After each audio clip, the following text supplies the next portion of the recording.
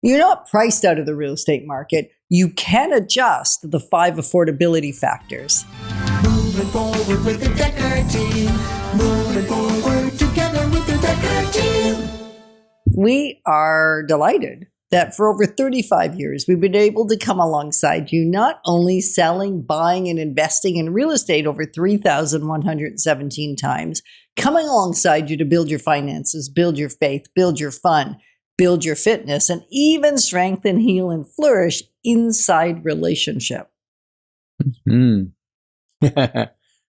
Yeah, so many people, we've been talking about the last couple segments, it's mindset and its ability. Now we're going to talk about the things you can adjust, right, to get that home. Because if you don't have your first home, or you're struggling because your home's too small now, the family's expanded, and you're thinking, I can't buy another home, prices have gone up too much, I can't buy a big house.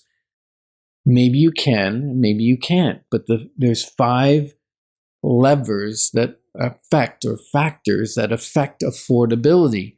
Right. And we're not even talking about market. The market is the market is, right? That doesn't, it changes, it goes up and down, but you can't change the market, but you can change the 5 affordability factors. Right. So there's more factors, and some of them are beyond your control. We're not talking about those. We're only talking about the 5 that you have say over. So the first one, as always, I think it's as always, is income. What is your income? And how can you amend or adjust your income? Sometimes it's changing careers. Sometimes it's becoming more valuable to your employer so you can get promotions and job advancement. Mm-hmm. Sometimes it's going into a different, like I say, industry altogether. Maybe it's a sales industry. There's lots of ways, and some of them aren't desirable to you, so don't do those ones. Yep. And yet it's a factor that you want to look at. What is your income, and what can you do to potentially increase it? Right. And I think what's happened so often over the years is that many of the clients that we've met with, and some that have moved forward and some that haven't, so we'll call them potential clients, get stuck on it like that's the only factor.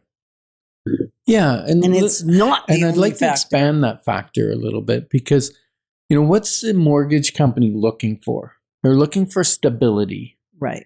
Is there history? Is there, 1 year, 2 years, 3 years of history in that industry of stable income?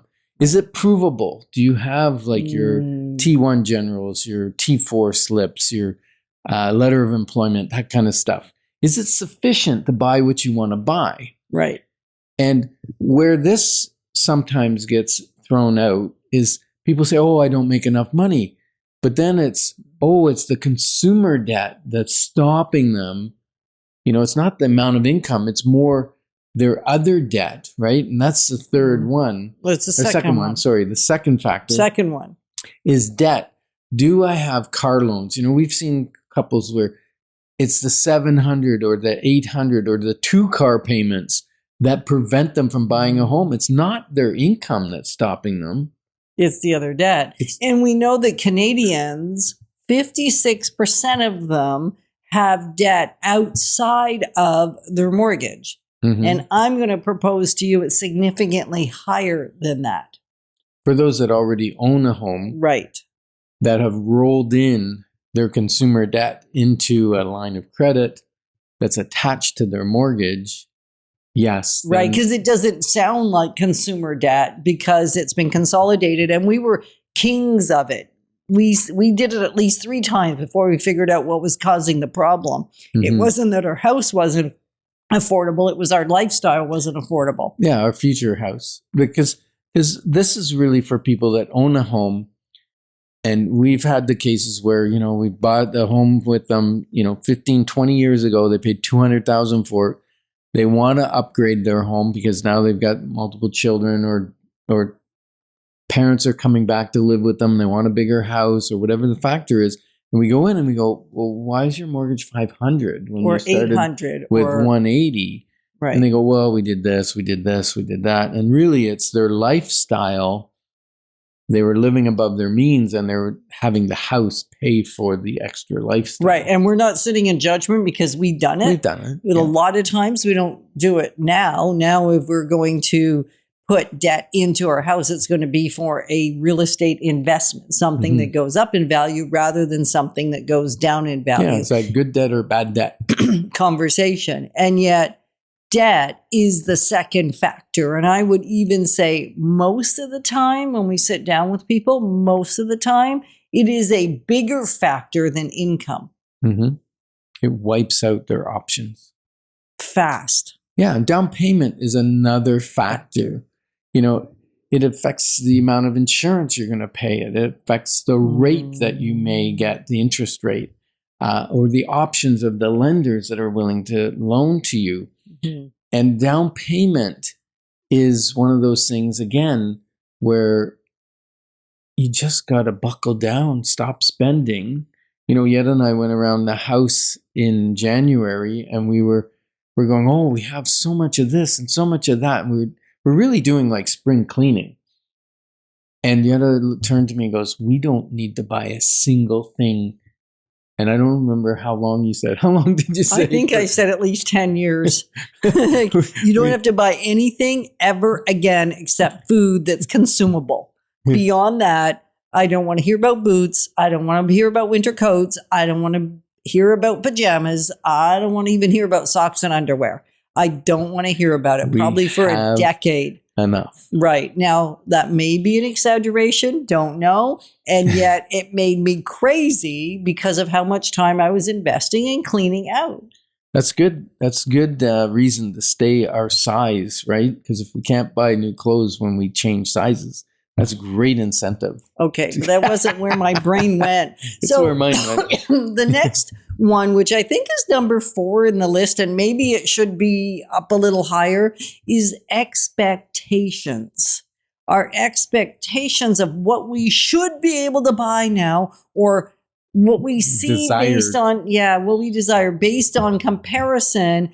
I mean, I hear a lot of people saying, well, like younger people in particular, they kind of want what their parents have today, except their parents did work for it for 30 years or 20 years. Didn't start there. We didn't start in this beautiful big home. No, we didn't. We've had several homes, and it's not about necessarily a big home. Not everybody desires big space. Some people love cozy. The trend and even the tiny home. Some people, that's their dream. And there is nothing, it's perfect to have your dream. You don't need to have somebody else's. It's not about big necessarily. It's sometimes about location. Closer in is going to cost more money. Further out will cost you a little bit less. And then you have to offset gas and the other expenses that come along with that, right? So really just what are your expectations is a key factor. And Ken's favorite. Yeah, it's structure. It's how do you structure the transaction? It's what's the term, the length of the term? What's the interest rate? Is it variable? Is it fixed? What are the reserves I want to keep to protect myself, right? It's all of that. So structure is where the quiet wins happen.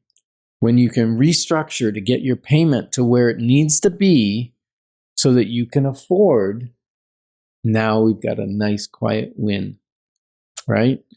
So this month, our clarity call is designed to identify which lever or which factor is limiting you and what you could do to adjust that to make it so that you're able to buy your first home or move into the bigger home that you're looking for, right? So ask yourself even now, which of the 5 factors can I adjust that now give me access to what I really want in terms of housing?